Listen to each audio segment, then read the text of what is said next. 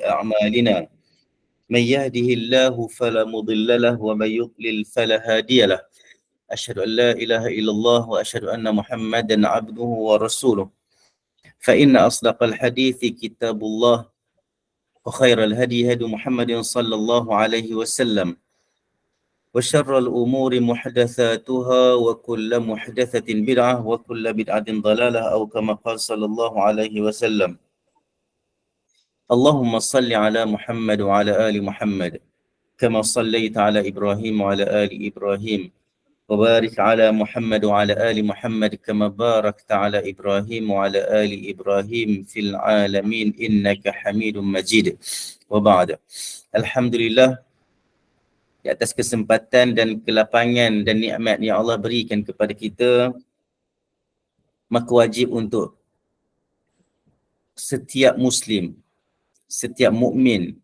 untuk terus mensyukuri nikmat-nikmat Allah Subhanahu Wa Taala yang kita tak mampu nak hitung ini, dan kita gandakan amalan-amalan kita pada tempat-tempat dan pada hari-hari yang tertentu yang telah datang di dalam sunnah Nabi sallallahu alaihi wasallam yang sahih. Banyakkan doa, banyakkan selawat, terutamanya pada hari Jumaat ini. Semoga kita mendapat satu saat ataupun satu ketika yang Allah makbulkan doa kita pada hari Jumaat, insya-Allah. Semoga Allah bagi kita kelapangan, bagi kita kekuatan untuk menggandakan amalan kita pada hari Jumaat ini. Tak kiralah dari segi buat baik kepada ibu bapa, menginfakkan harta kita ke anak yatim dan sebagainya, orang susah dan sebagainya, dan juga kita berada di dalam majlis-majlis ilmu, berada di dalam majlis-majlis zikir kepada Allah Subhanahu wa Ta'ala. InsyaAllah hari ini kita pergi kepada, kita berada di muka surat 268, nombor 8. 268 nombor 8. Itu dekat kitab cetakan Al-Hidayah. Jadi hadis itu adalah berkaitan dengan babu istihbabu tatyibi nafsil marid, ataupun dalam cetakan yang lain dia kata istihbabu tatyibin nafs al-marid, lil marid.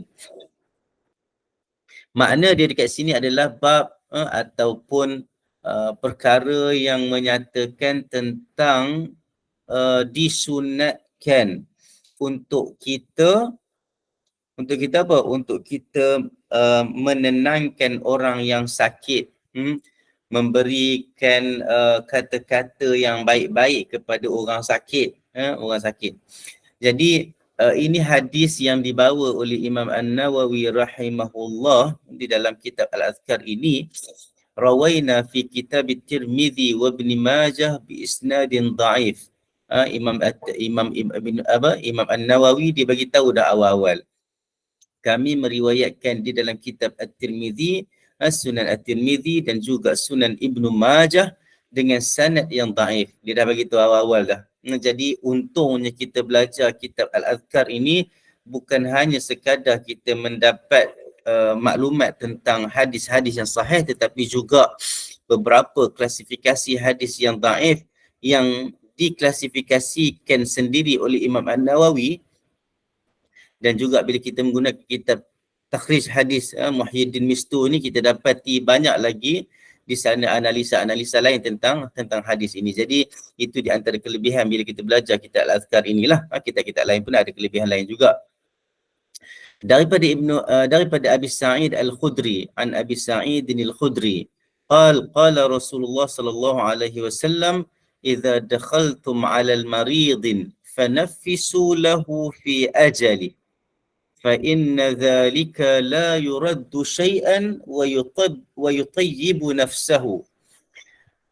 Dia kata daripada Abi Sa'id Al-Khudri radhiyallahu anhu, dia berkata Rasulullah sallallahu alaihi wasallam bersabda, jika kamu masuk ataupun menziarahi orang sakit, maka hendaklah kamu memberikan kata-kata ataupun cakap-cakap khabar-khabar yang gembira tentang ajal dia. Macam mana kita nak bagi tahu kabar gembira tentang ajal? Kita bukan bagi tahu tentang ajal dia masih panjang lagi ke, ajal dia sikit lagi nak datang ke, ataupun apa. Bukan bagi tahu tentang ajal, tetapi bagi tahu bagaimana dia orang kata apa, nak menerima kehadiran ajal itu dengan hati yang baik, hati yang tenang dan bersangka baik dengan Allah SWT. Itu makna dia nafisu lahu fi ajali. Ya? Maka katakanlah kata-kata yang baik. Dia kata apa sih, hiburkanlah dia tentang ajalnya. Jadi kalau kita nak kata hiburkanlah dia tentang ajalnya, macam mana kita nak hiburkan orang tentang satu benda yang memang orang takut? Betul tak? Jadi kalau kita nak terjemah lain sikit, kita mungkin kata-kata beritahulah perkara yang baik-baik tentang ajalnya. Ajal tak akan datang juga, awak akan mati, semua orang akan mati. Jadi apakah kata-kata yang kadang-kadang kita dengan kawan-kawan kita, kita tahu macam mana dia suka. Okey, dengan orang yang kita tidak kenal, kita akan kata tentang bahawa Allah SWT itu apa-apa saja kata-kata yang boleh membuatkan orang rasa tenang sikit. Apa dia? Contohnya, bagi kesembuhan, Allah bagi kesembuhan, Allah sayang kamu, insya-Allah. Jadi sebab Allah itu Rahim, Allah itu Rahman, Allah itu Rahim, Allah sayang kamu, dia ambil sebab dia sayang kamu. Bagi kata-kata yang membuatkan orang itu bersangka baik dengan Allah SWT. Itu makna dia. Bukan makna hiburkanlah tentang ajalnya. Macam mana kita nak hiburkan orang tentang ajal? Sebab ajal itu memang orang tak nak. Orang tak nak. Lepas tu, فَإِنَّ ذَلِكَ لَا يُرَدُّ شَيْئًا وَيُطَيِّبُ نَفْسَهُ. Maka sesungguhnya perkara itu sebenarnya tak adalah mengubahkan apa-apa. Dia tidak mengubahkan ajal seseorang pun. Dia tidak memanjangkan pun umur orang tu. Cumanya dia kata wa yutayyibu nafsahu, tetapi dia mampu untuk menenangkan orang yang sakit itu. Jadi bila kita tengok hadis ini, itulah hadisnya lah yang disebut, yang diambil daripada kitab At-Tirmidzi dan Ibnu Majah dengan sanad yang dhaif. Dan apabila disebut, kalau tengok dekat sini,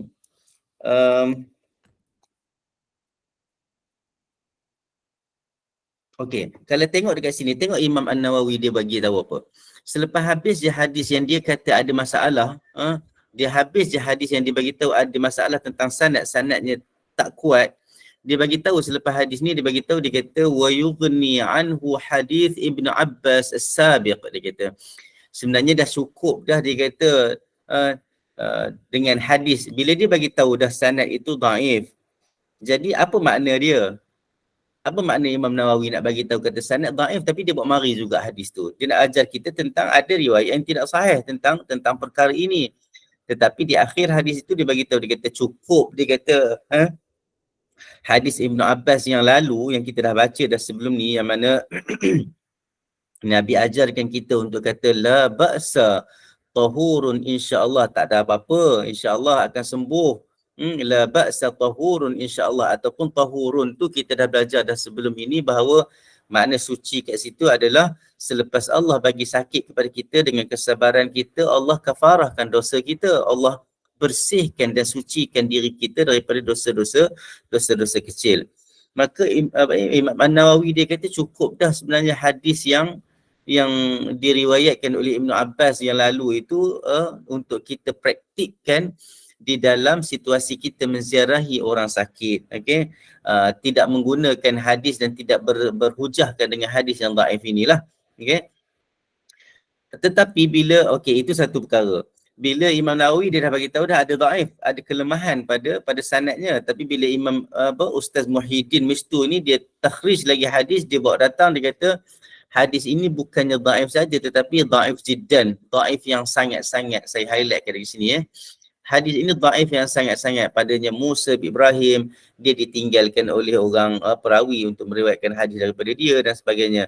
Jadi itu di antara perkara yang membuatkan hadis ini berada di dalam kategori yang lemah, yang sangat-sangat. Okey. Jadi apa yang kita nak gunakan, nak amalkan bila kita ziarah orang sakit? Cukup untuk kita kata tahur la ba'sa tahurun insya-Allah. Masih lagi boleh menggunakan kata-kata yang membuatkan orang itu tenang, tetapi bukan bersandarkan kepada hadis yang dhaif tadi. Dia bersandarkan kepada hadis Ibnu Abbas yang kita dah belajar sebelum ini. Lepas tu kita masuk kepada hadis yang seterusnya. Tengok hadis yang nombor 9. Hadis nombor 9 muka surat 269 tu. Saya kecilkan sikit supaya dapat penuh dia punya gambaran hadis itu. Okey. Kalau tengok dekat sini, babus sana 'alal marid bimahasini a'malihi wa nahwiha idza ra'a minhu khaufan liyudhhiba khawfuhu wa yuhassinu dhannuhu bi rabbih subhanahu wa ta'ala. Bab kita memuji orang yang sakit. Bab kita memuji orang yang sakit dengan kebaikan-kebaikan amalan-amalan dia, dan apa-apa sajalah yang menunjukkan dia tu baik. Idza ra'a minhu khaufan, bila kita melihat dia dalam keadaan takut. Memuji ni kena tengok juga, dia bukan memuji benda yang tipu, memujikan benda yang betul. Memuji benda yang betul. Kalau dia memang baik, kalau dia tu kurang baik, mungkin bukan kurang baik, maksudnya di sisi di mata manusia mungkin kita nampak dia ni memang ada masalah. Kita bukan menghukum dia, tak, tapi sebab kita tak tahu dia baik dengan orang. Contohnya lah, ada orang memang kita tahu dia ni masalah saja dengan orang lain, contohnya lah. Kalau kita kata, oh awak ni memang tak ada masalah, dia sendiri tahu. Jadi apakah ayat-ayat dan kata-kata yang kita nak bagi tahu kat dia? Kita bagi tahu harapan. Semoga Allah mengampunkan diri kita, semoga Allah Maha Sayang, Allah Maha Pengasih, Maha Pemurah. Kita bagi ayat-ayat macam itu supaya dia terus dengan harapan dia semoga Allah mengampunkan dosa-dosa dia. Tapi bagi orang yang memang baik, ada sistem kehidupan yang baik, ada cara pergaulan dia yang baik dengan orang lain dan sebagainya, maka kita boleh menggunakan perkara-perkara dan amalan-amalan baik dia untuk kita sebut masa dia dalam keadaan takut. Dia kata apa? Liyudhhiba khawfuhu. Liyudhhiba khawfahu, untuk menghilangkan rasa takut dia. Wa yuhassin dhannahu, supaya dia bersangka baik bi rabbihi, dengan Tuhan dia subhanahu wa ta'ala. Maka sebenarnya kalau kita tengok, hari itu saya dah sebut tentang hadis, tak tahu dekat sini ke dekat mana, hadis tentang Aisyah, hadis tentang Khadijah. Khadijah bila tengok Nabi balik dari Gua Hira, dia dalam keadaan takut, dalam keadaan tak tentu hala. Khadijah di antara caranya, memang orang hebat ni macam tu cara dia. Tengok orang takut, bukan takutkan lagi. Tengok orang risau, bukan risaukan lagi. Tetapi memberi satu kata-kata yang memberi semangat. Contohnya, kadang-kadang ada orang dia buat baik dah tapi duk takut lagi. Kita sebut. Kadang-kadang dia tak ingat apa yang dia buat baik. Kita sebut, bagi tahu kat dia, awak ni dah tolong orang. Tempat kerja awak pun selalu tolong orang. Rawat orang contohnya, kan. Bantu orang, memudahkan urusan orang dekat pejabat. Awak kerja pun sebenarnya membantu masyarakat. Cerita benda-benda macam tu supaya dia sedar, dia nampak, oh sebenarnya apa yang dia buat itu adalah perkara yang baik sebenarnya. Yang mana perkara-perkara yang baik itu membuatkan kita boleh dan berharap kepada keampunan dan rahmat daripada Allah Subhanahu Wa Taala. Okey.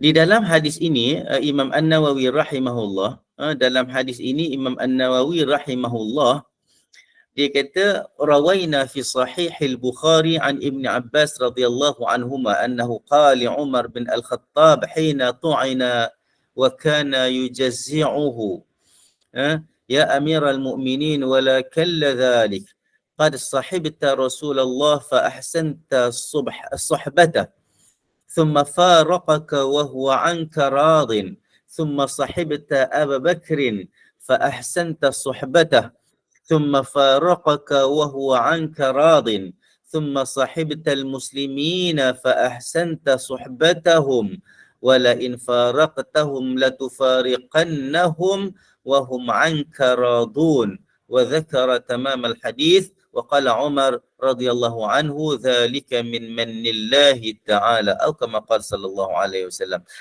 أو كما قال. Hadis ini bukan Nabi yang sebut. Hadis ini bukan Nabi yang sebut, ataupun kita kata athar atau khabar daripada sahabat.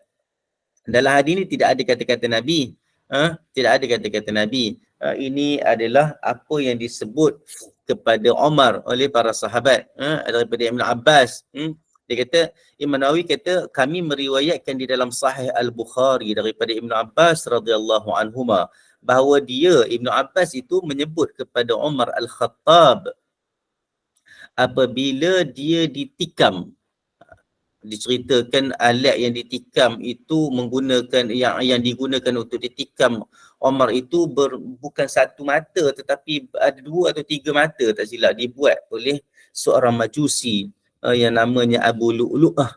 Semua siapa-siapa yang baca tentang sejarah Nabi tahulah cerita Abu Lu'lu'ah Al-Majusi. Dia adalah sebenarnya secara ringkasnya lah, lebih kurang secara ringkasnya, bila belajar tentang sirah ini, Omar Al-Khattab ini dia memang memerintah.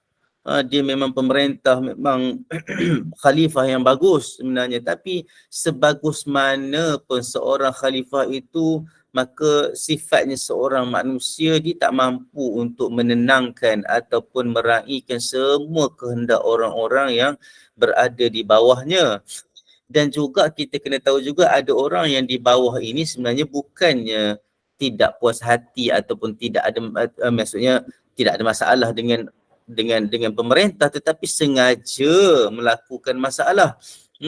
Jadi itulah keadaan-keadaan rakyat dan pemerintah. Jadi Omar ini kalau ikut ceritanya adalah 1-2 polisi yang dibuat oleh Omar yang mana Majusi ini tidak puas hati.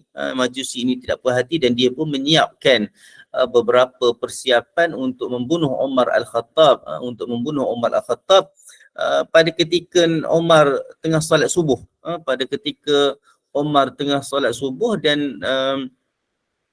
Dan Omar tarik sahabat seorang lagi untuk gantikan dia lah selepas dia kena tikam itu. Itu jadi cerita Abu Lu'lu'ah Al-Majusi. Majusi ni orang yang menyembah api. Masa keadaan Omar memerintah banyak tempat. Jadi dalam keadaan dia memerintah ramai orang itu, macam-macam jenis perangai orang yang terdapat dalam kalangan rakyat dia tu. Jadi dia dibunuh, dia ditikam oleh Abu Lu'lu'ah Al-Majusi pada solat subuh. Wa kana yujazzi'uhu, dan pada ketika itu dia keadaan itu membuatkan Omar rasa takut sebab dia nampak mungkin dia rasa kematian dia. Memang dia mati disebabkan itulah, mengikut ceritanya, mengikut riwayatnya. Di antara sebab yang membuatkan dia wafat adalah tikaman daripada kecederaan yang hasil daripada tikaman Abu Lu'lu'ah Al-Majusi. Boleh dapatkan kepastian daripada guru-guru yang mengajarkan sirah, insya-Allah, untuk dapat cerita lebih detail, ambil iktibar dan sebagainya. Dan Ibn Abbas radhiyallahu anhu dia kata wala kalla dhalik. Tak ada apa-apa, maksudnya dia kata apa? Wahai Amir Mukminin, jangan pernah berkeluh kesah. Kalau terjemahannya lah, maksudnya Ibn Abbas dia bagi tahu, kata jangan rasa susah, jangan rasa gundah gulana, jangan rasa sedih, jangan rasa takut sangat-sangat. Sebab dia nampak memang keadaan sifat orang-orang yang alim, orang-orang yang wara', orang yang baik-baik ini sebenarnya takut dengan kematian, bukan takut dengan kematian itu, tetapi takut dengan sebab amalan-amalan yang mungkin tak cukup. Kita tak pernah rasa cukup pun sebenarnya amalan-amalan kita. Jadi itu yang membuat Omar takut, bukan sebab sakit ke apa ke, wallahu alam, tetapi itulah yang membuatkan Omar rasa risau. Jadi Ibn Abbas menenangkan Omar Al-Khattab. Apa yang dia kata? Macam Khadijah, dia bila Nabi bukan dalam keadaan sakit tapi dalam keadaan takut pun, Khadijah sebut, kata wa tuqrid dhaif wa tasilur rahim, kamu menyambungkan silaturahim, kamu menghormati tetamu dan sebagainya. Cerita sekali kebaikan-kebaikan. Itu apa yang Khadijah buat pada keadaan Nabi dalam keadaan takut, keluh kesah, gementar dan sebagainya, walaupun pada ketika itu dia tak sakit. Tapi itu cara kita bila tengok orang takut, apatah lagi takut dan dalam keadaan sakit yang mungkin orang tu rasa dia nak mati. Okey. Ibn Abbas dia kata qad sahibta Rasulullah fa ahsanta suhbata. Kamu telah bersahabat dengan Rasulullah. Bersahabat dengan Rasulullah, bukan bersahabat dengan orang biasa tetapi bersahabat dengan Rasulullah. Dan kamu telah buat baik dalam persahabatan itu. Kamu telah menjadi sahabat yang baik kepada Rasulullah sallallahu alaihi wasallam. Kemudian Rasulullah sallallahu alaihi wasallam telah pergi wa huwa anka radin. Dia telah pergi, dia telah wafat dalam keadaan dia redha kepada kamu. Dia wafat dalam keadaan dia redha kepada kamu. Thumma sahibta Abu Bakr fa ahsanta suhbatahu. kemudian kamu telah bersahabat dengan Abu Bakar As-Siddiq, dan kamu telah menjadi seorang sahabat yang baik kepada Abu Bakar As-Siddiq. Thumma faraqaka wa huwa anka radin. Kemudian Abu Bakar As-Siddiq pun wafat, meninggal, dan dia pergi dalam keadaan dia redha kepada kamu. Dia pergi dalam keadaan dia redha kepada kamu. Selepas itu, apa lagi Ibn Abbas kata? Thumma sahibtal muslimina fa ahsanta suhbatahum. Kemudian engkau telah menjadi sahabat kepada orang-orang muslimin. Semuanya. Fa ahsanta suhbatahum. Dan engkau telah menjadi sahabat yang baik terhadap mereka. Wala in faraqtahum. Walaupun kamu akan meninggalkan mereka, kamu akan wafat, kamu akan mati dan meninggalkan mereka, la tufariqannahum, maka kamu, ini takkid lam ini, maka sesungguhnya kamu akan meninggalkan mereka, kamu akan berpisah dengan mereka, wa hum anka radun, dan mereka itu dalam keadaan meredai kamu. Wa dzakara tamamal hadis, maksudnya hadis ni ada hadis lagi panjang lagi sebenarnya hadis ni. Kalau kita tengok dalam kitab-kitab hadis dalam Bukhari dia panjang sikit, ada lebih sikit lagi, tapi Imam Nawawi ambil sampai kat sini saja. Lepas tu waqala Umar radhiyallahu anhu, dan Umar kata apa? Zalika min manillahi ta'ala. Itu adalah anugerah dan pemberian dan nikmat daripada Allah Subhanahu wa taala. Bila orang puji, sebab puji ni sebenarnya kalau sila-sila hari bulan dia membuatkan kita takabur, kita pujuk, kita riak. Maka apa yang kita kena jawab? Hadza min fadli rabbi, contohnya ada orang sebut kan. Okay, tak apa, tak ada masalah, ini adalah kelebihan daripada Tuhanku. Omar apa dia kata? Zalika min manillahi ta'ala. Maka demikian itu adalah daripada anugerah dan nikmat daripada Allah Subhanahu wa taala. Mengembalikan segala pujian, mengembalikan segala perkara-perkara yang baik itu hanya kepada Allah Subhanahu wa taala. Itulah apa amalan para sahabat, apa akhlak dan etika para sahabat. Maka kita bila kita melawat orang sakit, kita tengok dia duduk dalam keadaan yang takut dan sebagainya, boleh kita buat benda-benda yang seperti ini. Janganlah pula pergi cerita, pula pergi baca sebiji macam dalam hadis ni, kamu telah bersahabat dengan Abu Bakar. Kata, masih bila pula sahabat dengan Abu Bakar? Kamu sahabat dengan Nabi? Tidak. Makna dia dekat sini, kita ambil pengajaran supaya kita bagi tahu dekat orang yang sakit, oh engkau lah sahabat aku yang baik. Macam tu kan, engkau banyak tolong aku dah. Boleh tak kita kata macam tu? Boleh, tak ada masalah. Engkau dah banyak dah tolong aku, engkau tolong aku hari tu, anak aku nak masuk sekolah, kau tolong aku, bayarkan apa semua, pinjamkan aku duit. Contohnya lah. Contoh anak aku sakit dulu, kau tolong tengokkan. Aku hari tu susah, kereta terbengkalai kat tengah tepi jalan, kau datang ambil, kau panggil towing dan sebagainya. Sebut mahasinil a'mal, sebut benda-benda yang baik, kamu pun banyak tolong, kamu dah buat telah. Kita sebut tu bukan sebut, cara menyebut juga bukan suruh sebut kuat-kuat sehingga semua orang boleh dengar. Sebut dekat dia je, sebut pelan-pelan, sembang dekat dia, duduk dekat tepi, sembang, kau dah okey, kau dah buat baik dah, kau dah cuba dah buat baik dah, insya-Allah Allah terima. Macam tu. Itu benda-benda yang kita kena sebut kepada orang-orang yang sakit, orang-orang yang rasa takut. Kita nampak dia takut tu.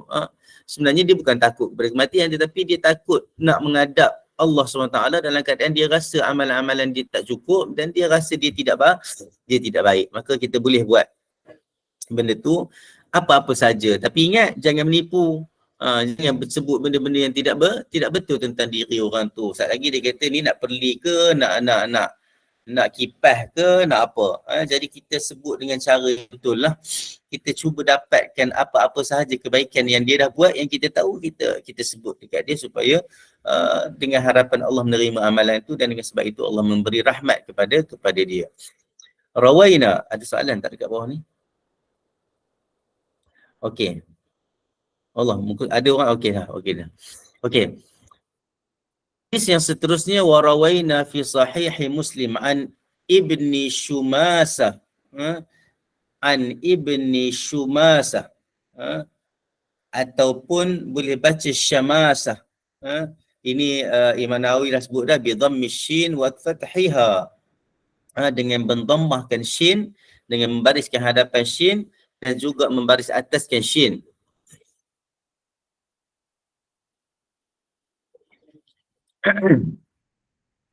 Qala an ibni Shumamah ataupun an ibni Shamamah.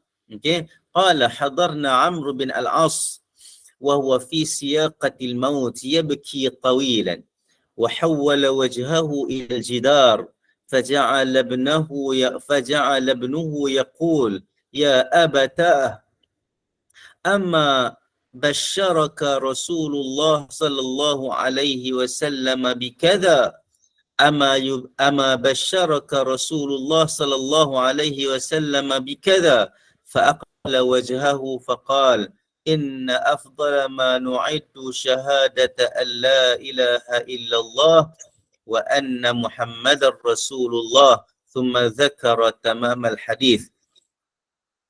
Kami meriwayatkan di dalam Sahih Muslim. Saya minta maaf, suara saya tak boleh nak kuat sangat hari ni. Rasa macam kurang sihat. Mohon doa supaya kita semua diberikan kesihatan. Kami meriwayatkan, Imam Nawawi dia kata, kami meriwayatkan di dalam Sahih Muslim daripada Abi Shamamah ataupun Abi Shamamah, Shumamah atau Shamamah. Dia berkata, kami melawat Amr bin Al-As. Amr bin Al-As di antara orang yang pahlawan, di antara orang yang banyak menjaga wilayah-wilayah Islam, menjaga wilayah-wilayah Islam. Amin, terima kasih. Wa huwa fi siyaqatil maut yabki tawilan. Dia berada di dalam keadaan siyaqatil maut ni, maksud kita terjemah, maksud kita kata dalam keadaan nazak lah. Yabki tawilan, dalam keadaan yang dia rasa dia nak mati. Yabki tawilan, menangis panjang, menangis lama ataupun banyak menangis. Dalam keadaan dia banyak menangis. Wa hawwala wajhahu ila al-jidar. Bila orang datang dia malu, dia segan. Sebab apa? Biasa kadang-kadang kita bila kita menangis kan, kita bila orang datang takkan kita nak tunjuk orang menangis lagi. Ada orang jenis macam tu mungkin, tapi biasa reflect ataupun keadaan seorang manusia yang normal, biasanya bila dia menangis dia tak nak orang tengok dia menangis sebenarnya. Tapi orang tetap tahu juga dia menangis sebab dia pusing. Kadang-kadang dia tunduk. Kalau manusia secara umum tutup mata dengan sapu tangan ke tisu ke tunduk sikit ke. Cumanya dalam keadaan Amr bin Al-As ni dia pusing, muka dia dekat dinding rumah dia. Jadi dia tak nak orang tengok dia menangis ke, dia segan ke. Faja'ala ibnuhu yaqul, dan anak dia sendiri kata, okey, ramai orang datang lah, tapi anak dia kata, anak dia yang berani sebut sebab dia kenal ayah dia kan. Dia kata, ya abatah. Ya abatah ni jarang kita guna sebenarnya. Dia bahasa yang lembut, bahasa mesra bagi seorang anak bila panggil ayah. Kalau orang yang belajar bahasa Arab, dia kata, kalau nak panggil wahai ayahku, dia kata ya abi, wahai ayahku. Tetapi ayat tu dia tak mesra. Dia tidak lembut. Yang lembutnya ya abatah. Ya abatah ni maksudnya wahai ayahku. Maksudnya kata tu lembut. Wahai ayahku tu dalam bahasa yang lembut. Sebab bahasa Melayu ni kalau nak kata bahasa yang lembut, wallahu a'lam, atau mungkin dia kata wahai ayahandaku, tapi nampak macam wallahu a'lam, mungkin itu yang kata-kata yang lembut. Apa-apa sahaja panggilan yang lebih lembut daripada panggilan biasa kita kepada ayah, itu yang kita panggil masa dia sakit. Ya, ataupun ayat kita, ayah kesayangku ke, ataupun ayat kita dan bahasa nada bahasa kita tu tone kita rendah dan lembut sikit. Okay, ya abatah, amma basyaraka Rasulullah sallallahu alaihi wasallam bikaza, adakah tidak Rasulullah sallallahu alaihi wasallam memberikan khabar-khabar gembira kepada kamu? Okey. Dia kata apa kat sini, wahai ayahku, bukankah Rasulullah sallallahu alaihi wasallam telah memberikan khabar gembira untukmu tentang demikian? Maknanya sebab Rasulullah SAW bila dia bersahabat, dia dengan sahabat, dia akan cerita tabsyir. Kan di antara sifat Nabi SAW itu adalah mubasyir. Basyiran wa nadhira, mubasyir, yang memberi khabar-khabar gembira. Jadi para sahabat ini banyak yang mendapat khabar-khabar gembira daripada Rasulullah sallallahu alaihi wasallam. Ada yang khabar-khabar gembira menceritakan tentang mereka ini duduk dalam syurga, jaminan daripada Rasulullah sallallahu alaihi wasallam. Walaupun Amr bin Al-As ni tidak termasuk di dalam golongan 10 orang yang sebenarnya lebih daripada 10 orang, ada beberapa lagi di dalam riwayat lain tentang masuk syurga terus itu tanpa hisab itu, tetapi sahabat-sahabat lain dia ada manaqib, dipanggil manaqib. Manaqib ni adalah pujian-pujian dan jaminan Rasulullah SAW berdasarkan hadis-hadis dia tentang mereka. Jadi anak Amr bin Al-As ni mengingatkan balik kepada ayah dia tentang Nabi dah cerita ini dan itu, memberi kabar-kabar gembira kepada kamu tentang itu dan ini. Dia sebut sekali. Lepas tu Nabi tak pusing lagi. Amr bin Al-As tak pusing lagi muka dia. Anak dia kata sekali lagi, ama basyaraka Rasulullah sallallahu alaihi wasallam bikadha. Adakah tidak Rasulullah sallallahu alaihi wasallam memberikan khabar gembira tentang itu dan ini, demikian. Lepas tu Amr bin Al-As pun pusing. Maksudnya apa yang anak dia sebut ini nak mengingatkan bahawa Rasulullah sallallahu alaihi wasallam dah bagi khabar gembira. Ingat balik. Kita tengok balik apa yang Nabi dah bagi. Dan bila dia memusingkan muka dia daripada dinding itu, dia sebut inna afdala ma nu'iddu syahadata an la ilaha illallah wa anna muhammadar rasulullah. Sesungguhnya dia kata Amr bin Al-As dia kata sesungguhnya perkara yang paling baik sekali yang kami persiapkan diri kita ni, kita kena siapkan, kita kena ada, kita kena pasang dekat diri kita ni. Sesungguhnya dia kata sesungguhnya perkara yang paling afdal, paling bagus sekali kami siapkan untuk diri kami ni. Kalau terjemah kat sini dia kata apa? Dia kata sesungguhnya kami menganggap hal yang terbaik yang kami pernah lakukan. Tak apalah, maksudnya saya tak pasti dia terjemah mana yang menganggap itu, sebab dalam hadis ini dia kata inna afdala ma nu'iddu, itu saja. Dia kata sesungguhnya perkara yang paling bagus sekali, paling baik sekali kami siapkan, kami buat adalah syahadat la ilaha illallah. Adalah syahadah bahawa tiada Tuhan yang layak disembah kecuali Allah SWT, dan sesungguhnya Allah SWT itu tiada Tuhan yang disembah, yang layak disembah selain daripadanya, dan sesungguhnya Nabi Muhammad SAW itu adalah Rasulullah, sebenarnya Rasulullah. Itulah perkara yang paling bagus, paling baik yang kami ada, yang kami pernah buat. Itu apa yang disebut oleh Amr bin Al-As. Maknanya nak bagi tahu kata bila kita duk takut nak mati, kita takut nak berjumpa Allah SWT, kita kena ingat kita ada tak bekalan itu. Kita ada tak bekalan iman itu. Sebab itulah satu-satunya perkara yang akan menjamin kita berada di dalam syurga, berada dalam rahmat Allah Subhanahu Wa Taala. Maka ingatkan orang-orang yang dah nak meninggal, orang-orang yang sakit, bahawa ingat.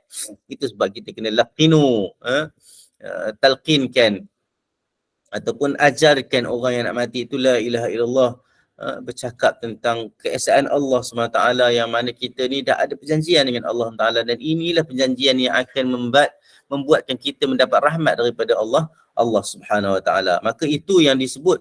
Cuba tengok beberapa hadis ini menunjukkan berbagai-bagai cara orang nak membuatkan orang yang nak mati itu, yang berada dalam keadaan takut itu, rasa tenang sikit, sempat berfikir dan bersangka baik dengan Allah Subhanahu Wa Taala. Maka itulah kehendak dan itulah matlamat bila kita menziarahi orang sakit, sebab kita bukan nak memanjangkan ajal dia, tetapi kita bagi dia satu semangat, kita bantu dia jadi rasa seronok dan sebagainya.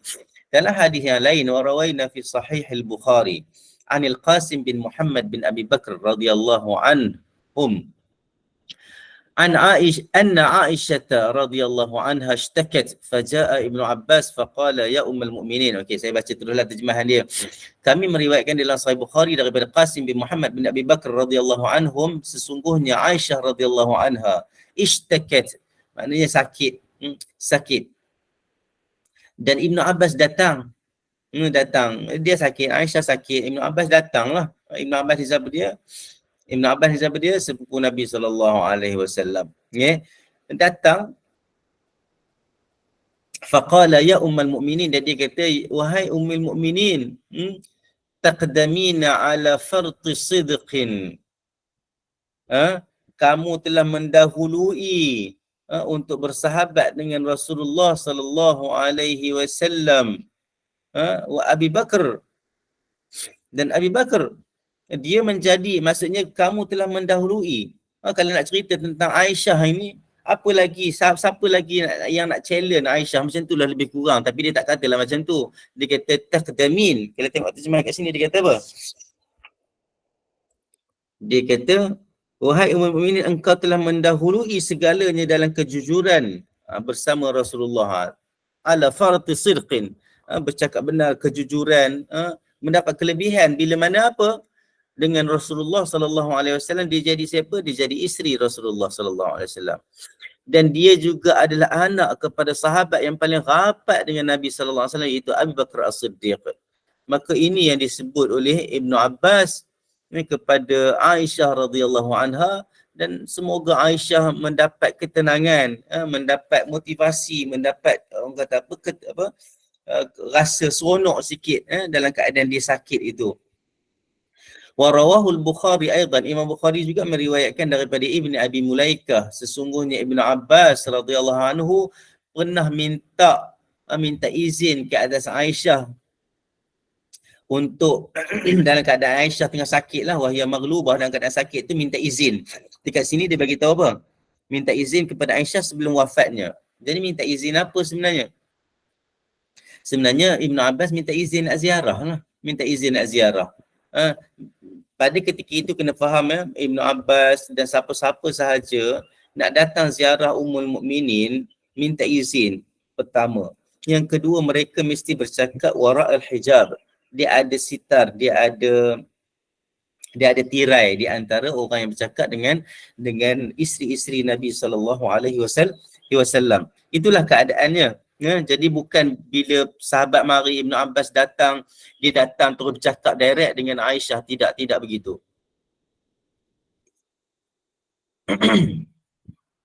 Jadi dia minta izin daripada Aisyah nak datang melawat. Lepas tu Aisyah, dia kata bila Aisyah dengar ada Ibnu Abbas datang nak melawat, Aisyah kenal lah Ibnu Abbas ni, kan, sepupu Nabi SAW. Bagaimana rapatnya Ibnu Abbas dengan Nabi. Daripada kecil Ibnu Abbas lama hidup dengan Nabi sebab dia adalah sahabat sekecil.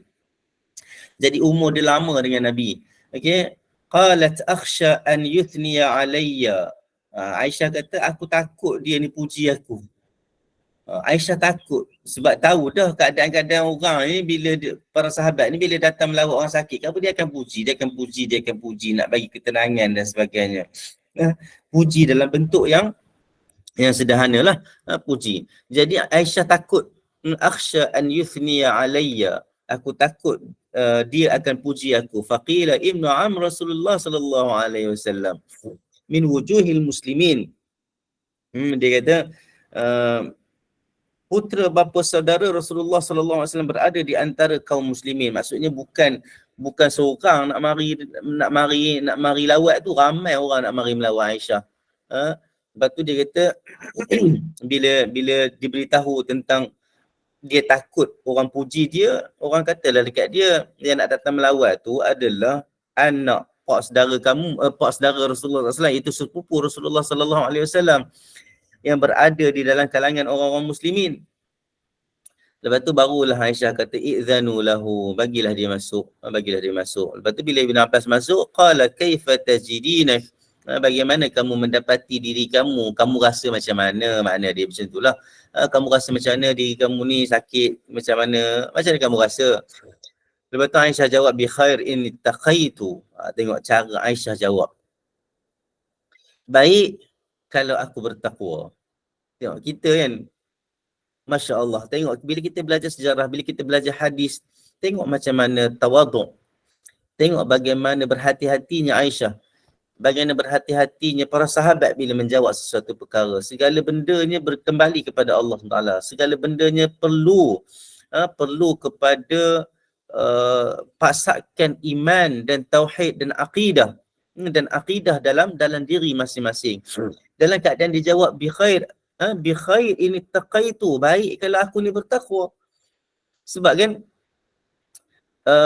inna akramakum indallahi atqakum. Allah kata dalam Quran, sesungguhnya orang yang paling mulia di kalangan kamu adalah orang yang paling bertakwa. Itu janji Allah SWT. Jadi jawapan Aisyah ini kembali kepada ayat-ayat Quran, kembali kepada sistem akidah, kembali kepada janji-janji Allah SWT terhadap orang-orang yang bertakwa. Jadi bila Ibn Abbas tanya dia, bagaimana kamu? Dia jawab, baik, baik kalau aku bertakwa. Lepas tu Ibn Abbas dia kata apa? Fa anti bi khair insya-Allah.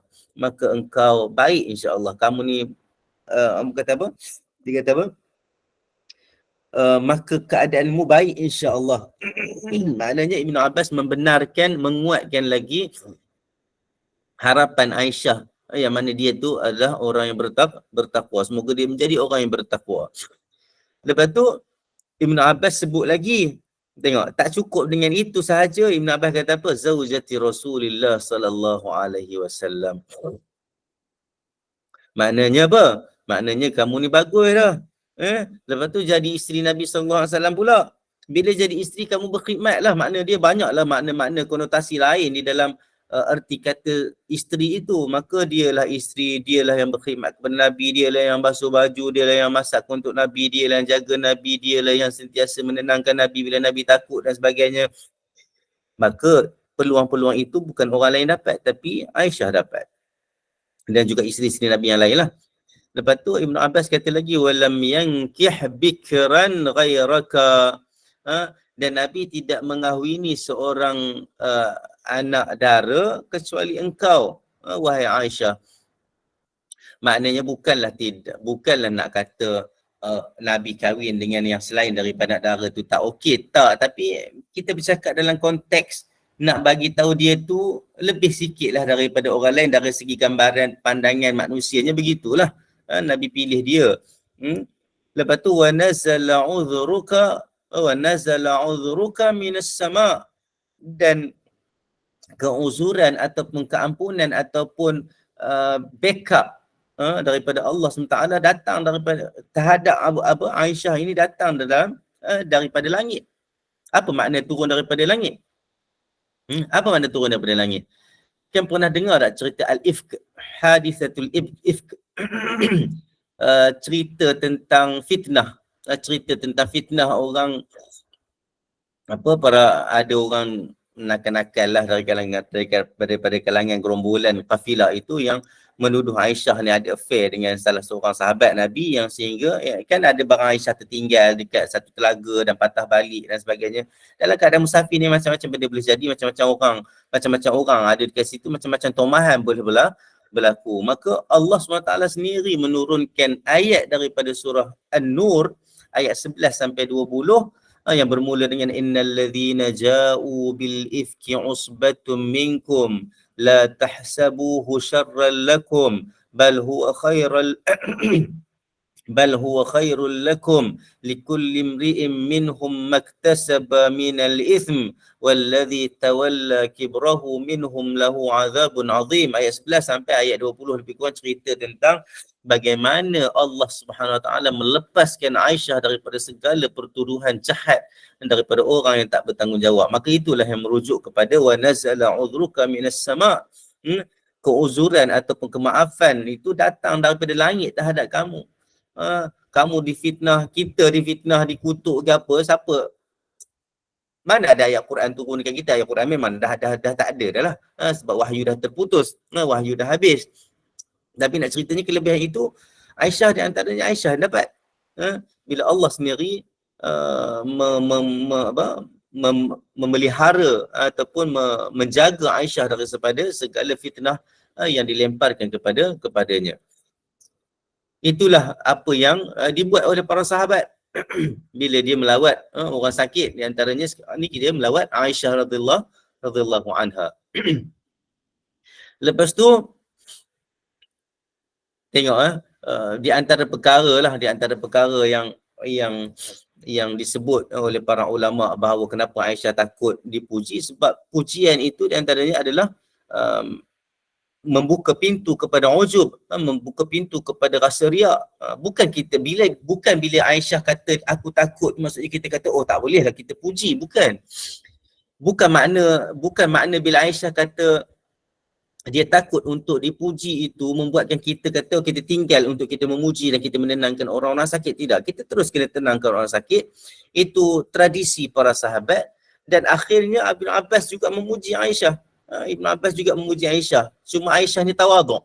Kata-kata dia tu tawaduk. Tak payahlah puji lebih-lebih, dia takut dipuji dan sebagainya. Itu menunjukkan Aisyah takut. Aisyah takut dia didatangi dengan perasaan ujub, riak dan takabur dan sebagainya. Jadi kita terus tetap juga kena memuji ataupun memberi kata-kata yang menenangkan orang-orang yang sedang sakit. Okey. Lepas itu sebab kalau dalam satu syair, tengok kat sini kata idza amsa firashiya min turabin wa sirtu mujawirar rabbil karimi fahannuni ahibbai wa qulu lakal bushra qaddamta ala karimin. Dia kata bila mana engkau petang, bila mana engkau sedar bahawa idza amsa firashi, bila mana dia nak merujuk kepada diri dia lah, nak bagi pengajaran kepada diri yang penyair ni. Penyair ni dia kata bila mana katilku, tilamku dah jadi tanah, maknanya bila dia dah matilah. Wasirtu mujawirar rabbil karim, dan aku telah menjadi jiwar ataupun dia kata hampir kepada Tuhan yang maha mulia. Fahannuni ahibbai la waqulu, okey, maka tenangkanlah aku wahai saudara-saudaraku yang aku kasihi, dan katakanlah lakal bushra qaddamta ala karimin, bagi kamu adalah khabar gembira yang mana engkau telah buatkan ke atas Allah Ta'ala yang karim, Allah Ta'ala yang maha mulia. Maksudnya nak bagi tahu kata kita pujilah orang-orang tu supaya dia rasa tenang sikit, supaya dia terus lagi tidak berputus asa dan terus bersangka baik dengan Allah Subhanahu wa Ta'ala. Okay, itu di antara perkara yang kita boleh ni lah. Lepas tu kita boleh ambil pengajaran. Babu ma ja'a fi tashhiyatil marid, bab pada menyatakan kita nak bagi makan, nak menawarkan orang makan, orang yang sakit, nak menawarkan orang sakit untuk makan. Saya tengok sekejap kalau ada soalan. Saya harap tak ada soalan. Alhamdulillah. Okey. Jadi, kalau tengok kat sini dia kata rawaina fi kitab Ibn Majah wa Ibn Sunni bi isnadin dha'if an Anas radhiyallahu anhu qala dakhala an-nabi sallallahu alaihi wasallam ala rajulin ya'uduhu faqala hal tashtahi shay'an tashtahi ka'kan qala na'am fatalabahu lahu. Kami meriwayatkan di dalam kitab Ibn Majah dan kitab Ibn Sunni dengan sanad yang dhaif. Tengok, dengan sanad yang dhaif. Dia dah bagi tahu awal dah. Jadi hadis ni tak boleh buat hujah, tapi kita baca je lah. Tengok sebagai ilmu. Daripada Anas radhiyallahu anhu, dia kata Nabi telah masuk menziarahi orang yang sakit. Lepas tu Nabi tanya dekat orang tu, adakah kamu rasa nak makan sesuatu? Rasa nak makan sesuatu lah. Atau lepas tu Nabi tanya, kamu nak makan kak ni sebenarnya kek sebenarnya. Kalau ikut terjemahan moden ni kek sebenarnya, tapi orang dulu-dulu zaman Arab dia panggil kuih kering. Kuih kering maksudnya biasa makan makanan Arab, kuih-kuih Arab ni kering. Kuih-kuih biasa kering lah kan. Kalau istilah modennya dipanggil kek, tapi tak apalah. Yang pentingnya apa sahaja yang ditawarkan oleh Nabi yang sesuai pada ketika itulah. Kalau ikut kat sini dia kata makanan kering macam roti kering gitu. Qala na'am. Lepas tu orang yang sakit itu kata ya. Lepas tu Nabi pun minta lah untuk didatangkan, diberikan roti kering itu kepada, ataupun kek itu kepada orang yang sakit itu. Hadis ni tak kuat. Muhyiddin Mistub pun dah takhrijkan hadis ni tak kuat. Lepas tu Imam Nawawi sendiri dia kata dengan sanad yang dhaif. Maka hadis ini kita tak boleh jadikan hujah. Boleh kita baca untuk sebagai ilmu. Lepas tu kita pergi kepada hadis yang seterusnya. Hadis yang seterusnya permintaan hadis yang seterusnya adalah hadis yang 422. Hadis yang ke-422. Wa rawaina fi kitabai at-Tirmidzi wa Ibn Majah عن عقبة عن عقبة بن عامر رضي الله عنه قال رسول الله صلى الله عليه وسلم لا تكرهوا مرضاكم على الطعام والشراب فإن الله يطعمهم ويسقيهم قال الترمذي حديث حسن. Okay. Atau kama qala sallallahu alaihi wasallam. Kami meriwayatkan di dalam kitab kitab At-Tirmizi dan Ibnu Majah daripada Uqbah bin Amir radhiyallahu anhu. Dia berkata Rasulullah sallallahu alaihi wasallam bersabda, la tukrihu mardakum ala at-ta'ami wasyarab. Jangan kamu paksa, jangan kamu suruh sangat-sangat orang yang sakit itu makan dan minum. Maka sesungguhnya Allah dah bagi dia makan dan bagi dia minum. Allah dah bagi dia makan dan bagi dah dia minum. Imam Tirmizi kata hadis ini hadis hasan. Maka kalau kita tengok hadis ini hadis hasan boleh kita jadikan hujah, makanya kita di antara adabnya tak boleh nak paksa orang sakit makan. Ini di antara benda yang kadang-kadang kita sendiri lepas sebab kita kesian kepada orang sakit. Kita kata tak ada tenaga tu, kena makan sikit sampai kadang-kadang bergaduh. Kawan-kawan tahan lagi. Bergaduh dengan mak ayah, na'udzubillah. Bergaduh dengan mak ayah, mak tak nak makan, mak kena makan, mak sakit, mak kena makan dan sebagainya. Ayah kena makan, jangan paksa. Jangan paksa sangat-sangat. Tanya je nak makan. Okey, tanya nak makan tu bukan kita bergantung kepada hadis yang dhaif tadi. Tidak, tapi boleh. Sebab bila kata la tukrihu, maknanya bukan tak boleh tanya tetapi jangan paksa. Itu makna dia. Jangan paksa. Jangan memayahkan orang yang sakit untuk makan, untuk dia kena makan juga. Okey. Jadi boleh tanya, kalau dia nak makan bolehlah bagi makan, tidak ada masalah. Tapi kalau dia tak nak makan jangan duk suruh-suruh sangat-sangat. Cumanya perkara ini konflik lah. Lepas tu Nabi kata apa? Nabi kata fa innallah yut'imuhum wa yasqihim. Sesungguhnya Allah dah bagi dia makan, dah bagi dia minum. Maknanya apa? Maknanya Allah dah bagi dia rasa kenyang. Allah dah bagi dia tak rasa dahaga. Sebab kalau dia rasa dahaga, dia minta air. Betul tak orang-orang sakit ni? Dia akan minta air. Dia orang sakit ni sebenarnya kalau dia nak makan, dia akan minta. Cumanya kita kena faham orang-orang yang sakit mungkin dia tak boleh nak bercakap ke apa ke. Mungkin dia bagi isyarat dan sebagainya. Tapi jangan suruh-suruh sangat orang yang sakit. Orang yang demam pun sebenarnya dia mulut dia pahit, orang kata. Dia rasa benda-benda semua tak sedap. Tambah-tambah cerita orang kena COVID dulu, habis semua rasa memang lintang pukang langsung rasa. Rasa berubah, bau pun tak ada dan sebagainya. Maka jangan paksa orang. Sebab Nabi, hadis ini hadis hasan. Nabi tak bagi kita paksa. Sebab dia mendatangkan kesusahan dan kepayahan kepada dia. Kadang-kadang depan-depan orang kita marah orang, tak makan lah, orang suruh makan, tenaga tak ada, macam-macam kita sebut dekat orang yang sakit. Kesian orang sakit tu kan. Kesian kat dia. Dia nak makan pun susah, kadang-kadang tekak dia sakit. Nak lepaskan air pun susah. Macam ni kita nak suruh dia makan macam-macam. Pau lah, nasi lah, apalah. Maka ikutlah apa yang Nabi sebut. Jangan paksa orang-orang yang sakit ni untuk makan dan minum. Sesungguhnya kita kena tahulah bahawa walaupun dia tak rasa nak makan tu, Allah dah bagi dia rasa kenyang. Allah dah bagi dah dia rasa tak dahaga. Kalau ikut caption ataupun kalau ikut kalau ikut dekat sini dia kata apa? Dia kata orang ahli perubatan dulu, dia kata qala ahli tib qadiman. Ahli perubatan dulu dia kata iza ishtadda syahwat al-marid wa malat tabi'atu li syai'in wa tanawulu minhu al-qalil fala madarrata hina idzin. Orang ahli tib dulu, ahli perubatan dulu dia kata bila syahwat orang yang sakit itu dah macam dah tak berapa nak ada, yang ada pun sikit je, maka dia makan sikit tu sebenarnya tidak bagi mudarat kepada dia. Macam kita duk faham kata tak boleh kena makan banyak supaya tenaga tu, itu kita kata, tapi ahli perubatan lama dia kata makan sikit bagi orang yang sakit itu dia tak datangkan mudarat kepada dia. Lepas tu dia kata litalaqqil ma'iddah wa tabi'ah lidzalika syai' bil qabul. Sebab dia kata perut dia pada ketika itu hanya mampu untuk terima banyak tu je. Pada ketika itu mampu terima untuk makan yang sikit, minum yang sikit saja.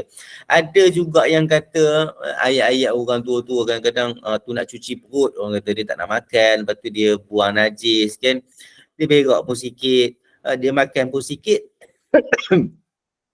nak memudah, nak cuci perut dia. Itu sangka-sangka baik kita kepada apa yang Allah aturkan. Tak apa, kita sangka baik Allah nak bantu dia, Allah nak mudahkan kita menguruskan jenazah, Allah nak mudahkan orang yang sakit, macam-macam lah. Maka itu apa yang dilihat dari sisi pandang orang-orang ahli perubatan dulu. Lepas tu dia kata al-ikthar bin kulli ta'am mudir la mahala wa tib al-hadith yusi bit tawassut. Lepas tu disebutlah tentang ahli perubatan moden ini, dia banyaklah bagi maksudnya suruh makan yang agak sederhana, gizi yang seimbang. Itulah dia sebut supaya nak duduk, supaya kita ni duduk dalam berhadapan dengan orang sakit ni, kita duduk di tengah-tengah, duduk dalam keadaan yang seimbang, duduk dalam keadaan yang sederhana. Dia nak makan boleh bagi sekadar yang dia boleh makan, sekadar yang dia perlukan. Tapi kita jangan paksa untuk kita meraihkan apa yang Nabi SAW ajarkan kepada kita. La tukrihu mardakum ala ta'am wasyarab fa innallaha yut'imuhum wa yasqihim. Janganlah kamu memaksa orang-orang yang sakit itu makan, maka sesungguhnya Allah dah bagi dia makan, Allah dah bagi dia minum, itu sebab dia tak rasa nak makan. Jadi semoga kita mendapat keberkatan, kita mendapat iktibar dan pengajaran daripada hadis-hadis yang kita baca hari ini. Saya rasa saya kena berhenti dulu buat masa ni. Jadi semoga Allah bagi kita kekuatan dan rahmat untuk kita bersama-sama mengikut sunnah Nabi SAW dalam kehidupan kita seharian. Aqul qawli hadha wa astaghfirullah li wa lakum wa lisailil muslimina wal muslimat. Rabbana atina fid dunya hasanah wa fil akhirati hasanah wa qina adzabannar. Wa sallallahu ala sayyidina Muhammad wa ala alihi wa sahbihi wasallam. Subhana rabbika rabbil izzati amma yasifun wa salamun alal mursalin walhamdulillahi rabbil alamin. Kalau tengok kat sini, apa soalan ni? Ada soalan, kalau paksa orang sakit makan sebab nak makan ubat. Ini pun satu benda yang kadang-kadang tu yang kata kita kena tengok tu, sebab kalau dekat hospital ke apa ke, kadang kita kalau anak kita bolehlah tengok macam mana yang patut kan, tapi kalau dengan mak ayah kita kena tengok juga. Adab kena jagalah, kita kena pandai lah, kita kena pandai suruh dia makan, suruh dia makan ubat dan sebagainya. Jadi kalau nak jaga orang sakit ni kena sabar banyak lah, kena sabar banyak. Tapi itulah benda tu sebenarnya saya lihat benda ni lebih kepada dalam proses kita duduk dekat rumah, kita paksa dia makan itu dia ni. Dalam bab nak makan ubat itu lebih kepada maslahah lah. Dalam bab nak makan ubat dia lebih kepada maslahah, maka mungkin dia kena makan sikit, dia kena konsum sikit, dan sebelum dia nak makan ubat maka benda tu perlulah. Itu sebab dekat klinik, dekat hospital dia dah masuk air, dia bagi makan cara yang kadang-kadang dekat hospital ni wallahualam kadang-kadang kita tengok ubat nak makan lepas makan ke, dia kata boleh makan sekarang. Kita pun tak tahu lepas makan ke sebelum makan. Bila kita dapat ubat tengok lepas makan, tapi tadi makan sebelum makan kan. Jadi kita wallahualam itu bergantung kepada kepakaran perubatan, tapi kita lebih kepada adab kita dengan orang sakit dekat rumah kita dan sebagainya. Jangan paksa dia sangat-sangat sehingga dia, yang pentingnya paksaan ini membuatkan dia rasa resah, dia rasa susah dan sebagainya. Jadi tapi kalau kita boleh menyuruh dia makan disebabkan dia perlukan benda tu untuk makan ubat, kita kena pandai suruh dia makan supaya dia boleh makan sikit pun tak apalah. Kadang-kadang nak suruh makan macam kita makan tak boleh lah. Semoga Allah bagi kita kekuatan, Allah bagi kita kemudahan lah. Nak cakap benda ni lebih-lebih pun tak boleh juga, tapi adabnya begitu. Jangan paksa orang yang sakit makan.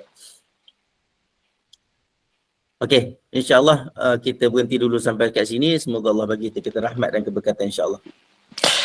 Terima kasih Ustaz.